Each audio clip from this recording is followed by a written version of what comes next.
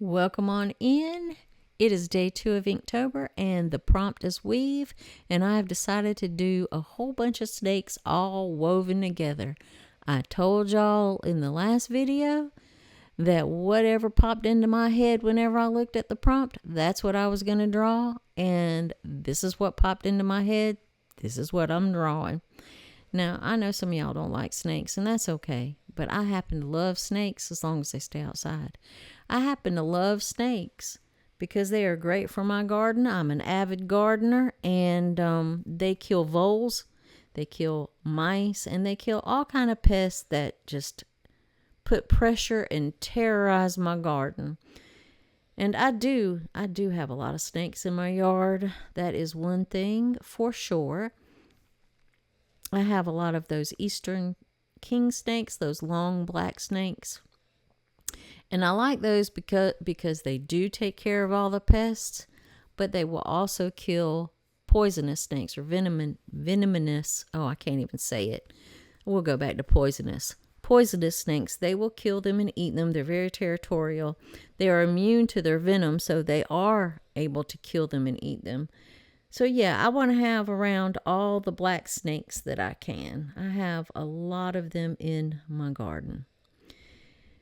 Well, not just black snakes, eastern king snakes. Now, let me tell you a little story. One fall day, my husband and I were outside piddling around. It was one of those absolutely glorious fall days. You know, the kind with the sky as blue as can be, not a cloud to be seen. The weather is perfect. Just everything that's not humid. It is just nice, crisp, cool day. Perfect for working outside. We were waiting on my daughter. She was coming home from college for her fall break. She did finally arrive, so we stopped messing around in the yard and came on in the house so we could talk to her.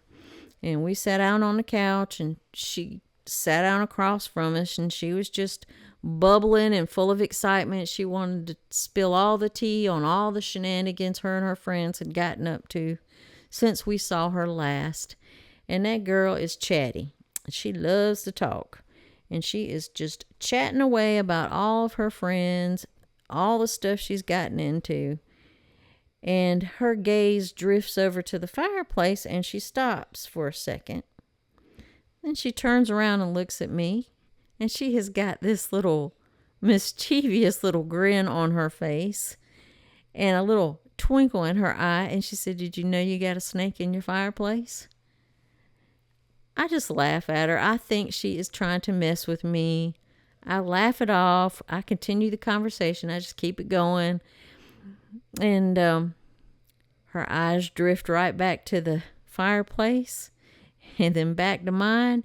And she says, a lot firmly this time, much more firmly. She says, "Mama, did you know you got a snake in your fireplace?" So I look over there at my fireplace and I just freeze instantly. And I am staring at the biggest black king snake I have ever seen in my life.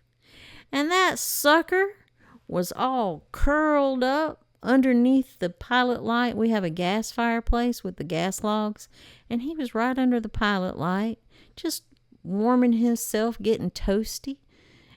Not a care in the world. He had decided that he was in snake heaven. And I squealed a little bit because I get excited when I see wildlife, especially wildlife inside my house. I squeal. My husband jumps into action. He's my little hero. He runs out to the garage. He rummages around out there. I don't know what he's doing. He's out there for a few minutes. He comes back in. He's got his battle gear on. He's got his gloves. He got some goggles. I don't know why he's got the goggles on, but he's got some goggles. He has slipped on his big old boots that come up to his knees, his big rubber boots. He's ready for action. Ready for action. And he's got a bucket with a lid, and he has decided he's going to catch the snake, and he is ready to rumble. Now, black snakes, they're not really that aggressive to humans anyway. And Every time he reaches in, that snake either crawls behind the log, or he tries to crawl up in the very corner of the fireplace, and my husband cannot reach him. And this goes on for a little while, with all of us shrieking and hooting and saying ugly words and laughing, and it is just a riot with us trying to catch this snake. Don't tell her what this poor snake thinks we're doing. He's starting to fear for his life, but we mean him no harm.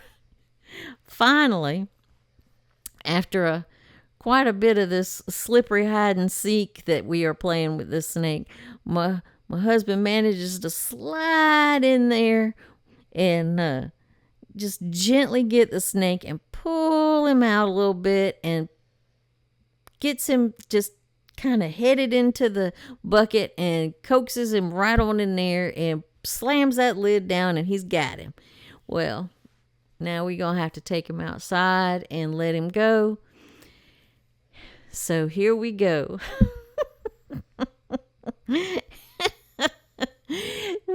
We open that lid, and instead of the snake running away from us, he turns around and starts kind of crawling toward us. You ain't never seen two fat people falling all over themselves to get away from that snake. We just about broke our doggone necks trying to get away. That startled the snake, so he did turn around. He saw the commotion that we were doing, turned around, and it ran or slid or whatever you want to call it. He went on the other way as fast as he could, and they are pretty fast. So I hope he found him another little spot after all of our excitement to call himself home, or to call for himself home. But yeah, that was the funny part. We were all brave until the snake turned around and started crawling toward us. Yeah, well, you just don't know. Fat people could move fast when they want to, and we was getting the hell out of there. And I'm not even afraid of snakes. I don't know. It's just the whole excitement of it, and my husband's reaction. And so, yeah, we were trying to just about climb each other to get out of the snake's way. So, yeah, I don't recommend keeping snakes in the house no. Some people can do it, not me. I don't want snakes in the house. So anyway, I have gotten my snakes here just about done, and I did try to use a little bit more contrast on this drawing, using a lot of dark negative space to try to make those snakes pop. Used a lot of stippling, same thing as I did yesterday, the same techniques. Little stippling, a tiny bit of cross hatching, a little bit of fine line detail, and yeah, so I'm pretty pleased with it. It's not my best work, but I do like it. And it was spontaneous, and just a spontaneous kind of idea. And I like those. Most of the time, those come out the best. But this one, I don't know. It came out okay, but it's not my favorite so far of the two that I've done. Now, tomorrow, we get a new prompt, and the prompt is crown. And I'm just going to give you a hint. I'm not going to tell you what I'm going to draw for the crown, but I am going to give you a hint that for this Inktober, now this is my first one I've done, but I'm going to try to stick to a theme to make it easier. And my theme is wildlife, any kind of animal or natural thing in the wild. That's what I'm going to try to do for all of my subjects, for all of my prompts. So I hope you've enjoyed this. I enjoyed it. Please keep the snakes out of your house. Don't let them make themselves a home in your fireplace if you can help it. And yeah, I appreciate y'all. I appreciate all the support you give me. And I look forward to seeing everybody else's Inktobers. Is that a thing? Inktobers, or should I say Inktober drawings? Well, whatever. I look forward to seeing them. And thank you for watching. Thank you for supporting. I love you guys, and happy Inktober.